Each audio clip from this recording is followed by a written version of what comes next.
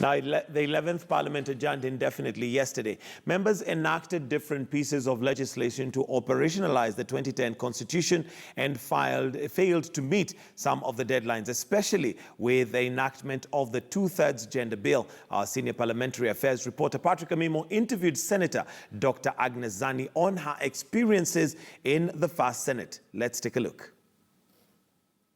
Comes to an end. At least we have sharing some views with members of parliament who've been able to participate since the constitution of the new house after the passage of the 2010 constitution. And joining me is Senator Dr. Zani. Just Dr. what has been your experience in the Senate as the first Senate since the adoption of the new constitution? It's been a wonderful experience. We had the honors as the first Senate to really put into structure the understanding of what counties were meant to do.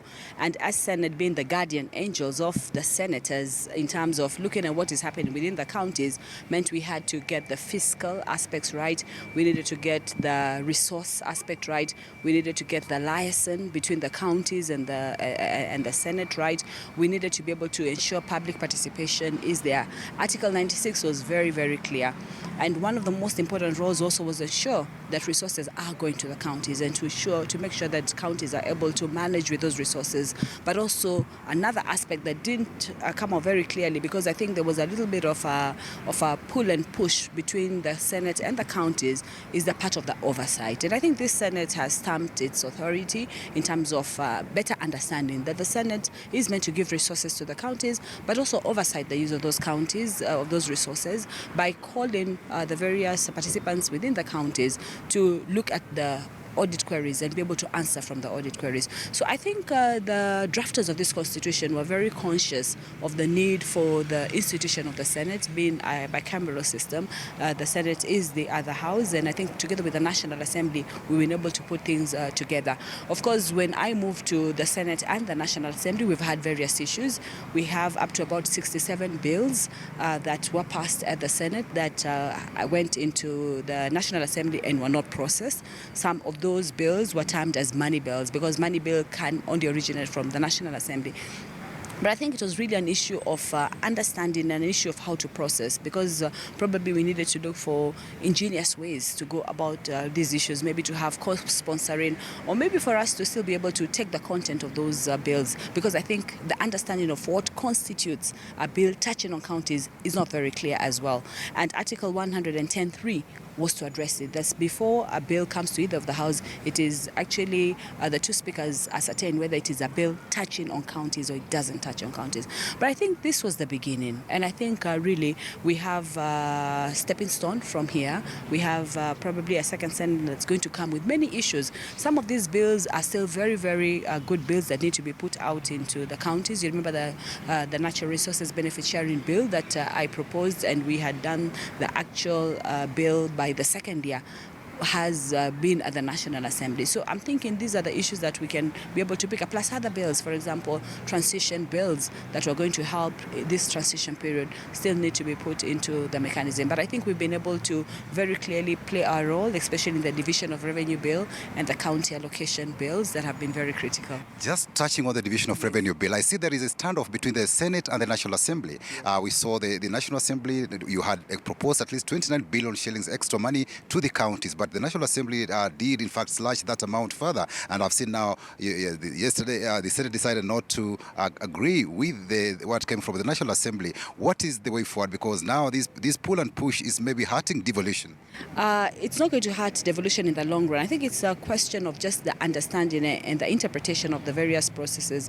The Division of Revenue Bill originates from the National Assembly, but it touches on counties and the expenditure of the counties, and therefore the input of the Senate is mandatory, because if we're talking about that whole figure, it's actually formed for the different compartments of the various counties. In the future, probably such consultations can happen long before the bill is presented in the bill form. So in this case, a proposal that had been given in terms of figures from the National Assembly was 291 billion.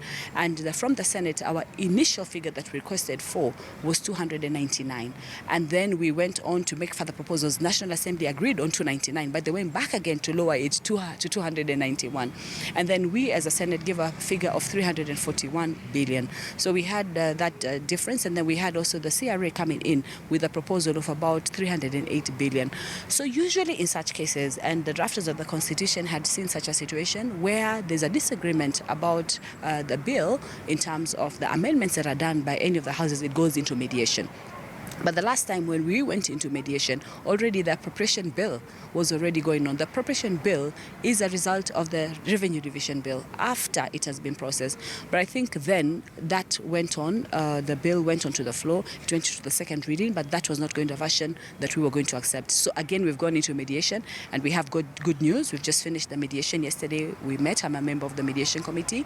We met yesterday and we met this morning, and we have now we have an agreement between the two houses, and usually under such circumstances then we have a new bill that takes into consideration the recommendation of the mediation when both the houses have already accepted. So we're happy to say that counties will be able to receive their monies, and therefore counties will not grind to a halt.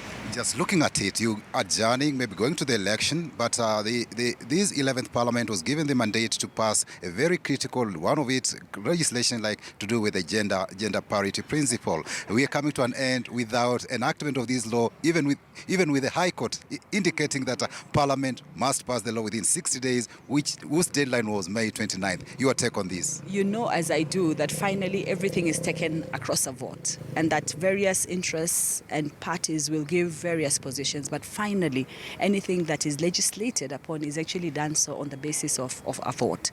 And you know what happened with the voting that happened both at Senate and the National Assembly, and the efforts that were made to ensure that we end up with not more than 2/3 gender principle being put into place. And you're right, we are going into a political dispensation, but I think also we're going through a situation of interpretation and reinterpretation. I'm sure many people will bring up through the commission and even as individuals questioning, because the next parliament, the 12th parliament, as per the constitution, should have that provision in place. And I think we needed to have been proactive. We have tried to be proactive, but I think we have had to deal with the realities that we've had to deal with. Other countries like Nigeria have also gone through exactly that. So I think it's going to be a legislative process, and probably by the time we have the composition, somebody somewhere will find a way to go with this process, either finally a court ruling, and one way or another will need to be able to deal with this situation.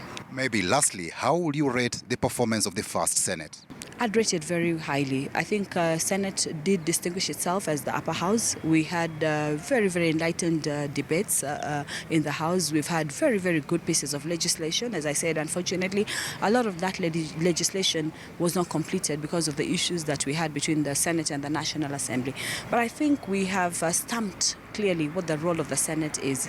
And I think the next Senates that are going to come will have their work cut out for them. They have a template to build on, and I'm sure they will do proud. And I think for us to be able to entrench devolution, as was emphasized in the Constitution, the Senate needs to remain there, it needs to remain strong, it needs to be able to legislate, look at what is going on with the counties, legislate so that finally we can actually have devolution entrenched as it ought to have been, that the level of transparency and the level of equitability or equity within the counties, the level of public participation, all this needs to come. So I think this time people have been able to have the life of the Constitution and the dream of devolution being enacted. Now from here, really, the rest is to improve and to make it better for this country. Thank you so much. That's been Dr. Zani, who is one of the first senators after the... Then we can go